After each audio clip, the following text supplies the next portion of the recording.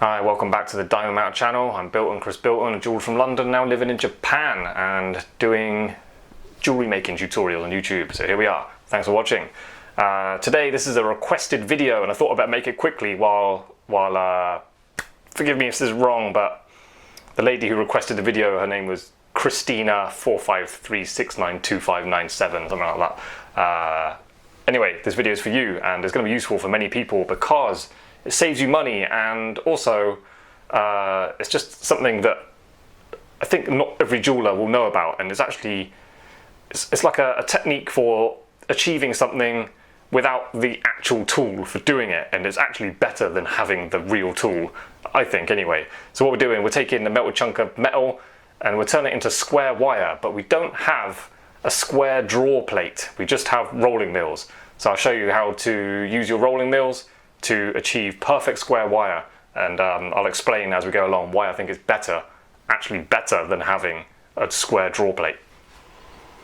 Right, so I'm just going to put this through the mills a little bit.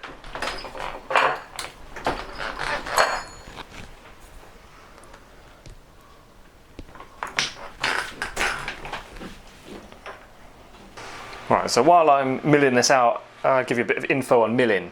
I was planning on doing a Rolling Mills special edition of a Golden Nuggets of Jewellery Making Wisdom video soon, but this kind of thing will be in there. And when you're milling stuff out, what I do is put it in, so it's got a bit of a square section on it now, yeah? And put it in, let me tighten up a bit.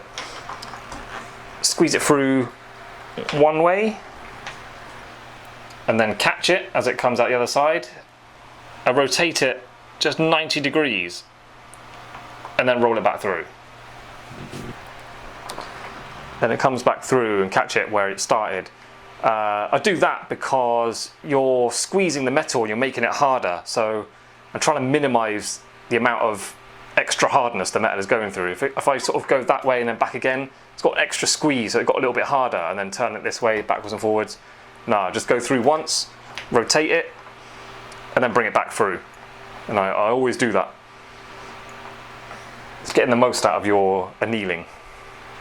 Also, I'd like to say, as soon as the metal starts bending, it means it's getting overly hard. Like you're really squeezing it through and the metal's just like going, ah, and then just starting to curl up.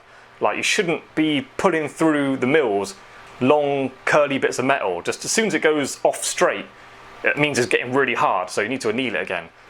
Like if you're here working with me, if I see you putting things through 3-4 times, I'm just like, yeah, the metal's getting way too hard. And you know when sometimes the metal can curl so much, you get little shavings of metal underneath the rolling mills. If you've got little bits of metal there, you're majorly crunching the metal up. Like you don't need to squeeze it that hard. Just do it once or twice, maybe 3 times, and then anneal it again. Like it's not for the benefit of keeping that metal fresh and nice. It's worth spending that time annealing it quite often, because you know if you squeeze it too much, get it too hard, you get little internal fractures, and then you roll it through, it starts to, as well as being hard, it's starting to curl, and you can get little splits down the edges, and then you've got to go to the, next time you're annealing it, you've got to kind of sweat the surface and melt it again, just the surface, to get rid of all those little cracks. Like you're treating the metal quite badly if you're making it curl up by squeezing it too much through the rolling mills. So I reckon like once, twice, 3 times, 4 times maybe, I don't know, I'll be looking at it. Basically the idea is if it starts to bend, like stop rolling it, go back and anneal it. Alright, so I've been milling it out a bit. That's as bent as I'll ever let my metal go. So yeah, mill it out, bends that much, I'll go back and anneal it. Never gets worse than that. So I've just annealed it again.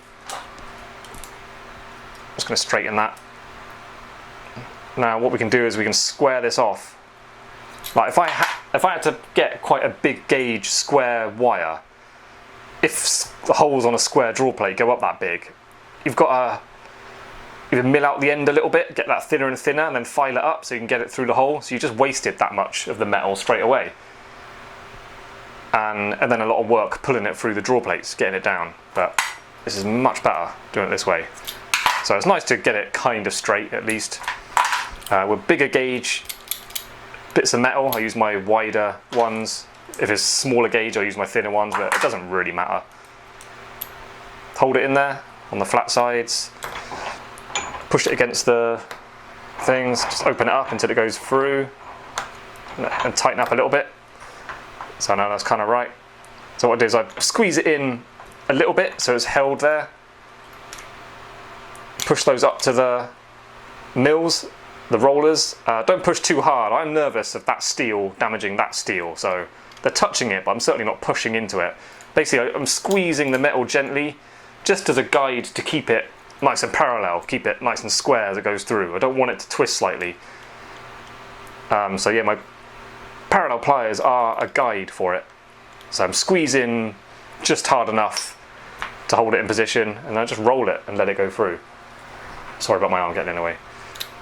And then before it falls out, I just hold it, and then I pull it straight coming out. Don't pull it left or right because you're turning it as it's rolling through.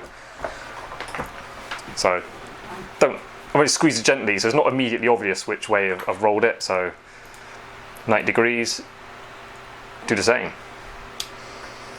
Push it up to it. It's gone a little bit taller because you squashed it, but you should be able to, without adjusting it, you should be able to get it back through. Holds in there, slide it up, gently squeezing it. So you should end up doing that bit by bit. The corners should get nice and sharp, but keep it in mind to keep it nice and square, because there is a chance if you start to pull it left or right or twist it, you can end up with a, rather than a square section bit of metal, you end up with like a parallelogram, which is a bit of a problem really, because it's very difficult to get rid of that. So I'm just going to go through a little bit more. Squeeze a bit harder than that.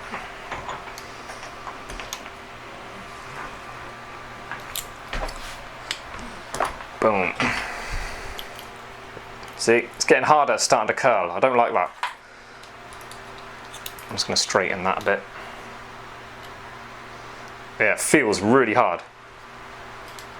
So it makes me cringe when I see people on other videos like really pushing metal through and it's all going like curling as it comes out the other side. Yeah, it's just doing so much damage.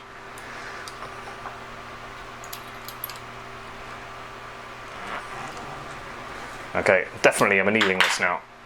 Really feels, can really feel the hardness of the metal. But it's nice and straight. Even though that metal's work hardened, it's not out of shape really. Corners are looking sharper, so I'll anneal that and then do the same process again. Right, I annealed it. I'm talking about being very thorough with your annealing. I'm running out of gas, so I'm going to squeeze this a bit harder than I would like to, just to make sure I can get it done for the video.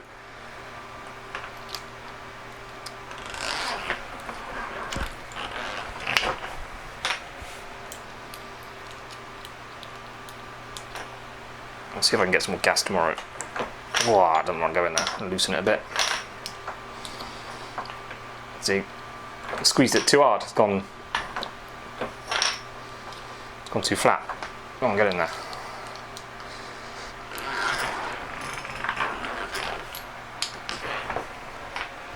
Right, see, it's looking nice and sharp now.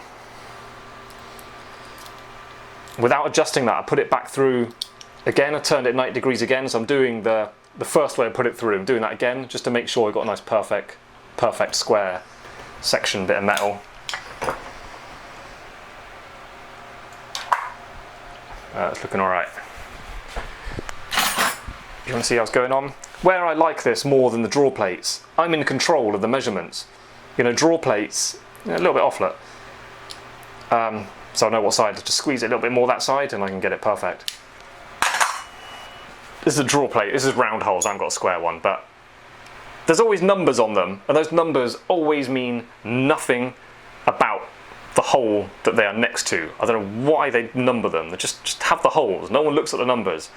So what I've done in the past is, say there's a hole next to the edge, I'll use a diamond burr or something, put a line there, and then just over that corner, and then I'll write the measurement, like 1.2 or whatever. So when I've pulled it through, that's a definite 1.2, so I'll mark that.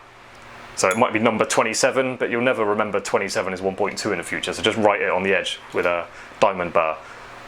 Just one or two of them, maybe mark out 1, 1.5, 2 mil, whatever. Just so it's a bit of a guide, so it's nice to know what's going on while you're putting down metal. Stops you making a mistake as well, because there is a chance you'll put it down one hole too far and then make it too thin for the job you want.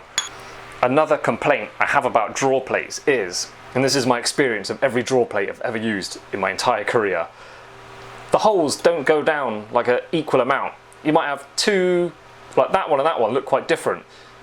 You'll pull it down 1, 2, 3, not too much of a problem, but then 4 will be such a struggle, and you'll be snapping off the points and having to file it back, wasting metal, but you'll get it through there, and then it's just gone down too far. So the difference between there is too severe. What I like about this, obviously I'm talking, the round ones is the same, but with the square wire, with the rolling mill trick, you can control how much you put it down. You want it 0.05 of a mil smaller, you can do that. But if that's a bit too big, it's too risky to go to the next one because it's going to put it down too much. So that's my problem with draw plates, and they all do it. I've never used the carbide ones, the more expensive ones. Maybe they're better, I don't know, maybe they're higher quality. They always cost more. I just think they've got fancy bits of metal inserted in them from the looks of it. But again, when I bring up my own range of tools, they're going to have built-in stamped on there, and then the holes are going to be marked with the actual measurement, and they're going to go down an equal amount, like 0.1, 0.15 each time. So you pull in the same amount of pressure every time, and you know what your measurement is going to be after you've pulled it out, and that's going to be a high quality draw plate. I think that was the last anneal I can get out of the gas that I've got left. I was hoping to make this really thin. I was gonna show you just making proper wire out of it and then being perfectly square as well. So I'll sharpen up a little bit more, but this is going to be the end of the video, I think. So again, this just goes through, tighten up. Let me see if I can really squeeze it again. Okay, this is tighter than I would normally go through. So it flattens it so much. There's a big difference now in the distance, so I might have to open up the mills a bit to get that to go back through. Just straighten it. Definitely recommend keeping it kind of straight. It doesn't have to be perfect, but it's going to help you a lot. It's easy to forget which way to turn the rollers, but basically the same as like undoing screws and stuff. Lefty loosey, righty tighty. So think about clockwise. Think about 12 o'clock goes left or goes right. Left will open it up, right will tighten it. So that's what we say in the UK. Lefty loosey, righty tighty.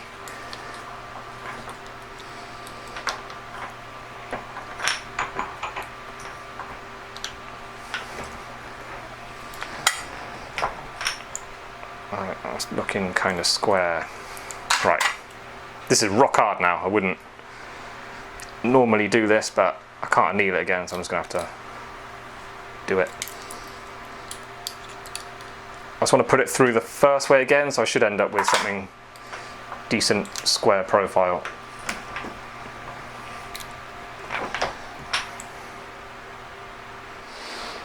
Right, so there you go, square section, bit of wire, and I didn't have to waste any on the end, like sharpening it to get it to go through a square draw plate to be able to pull it through. So we've got the maximum full length. It's got longer, obviously, we've been squeezing it through there. Corners are nice and sharp, just like a proper draw plate. Is in more control of the measurements, get it to exactly what you want. And it's a shame I couldn't show you, I just don't have the gas, like completely empty. And then check this out as well. This is in the bin.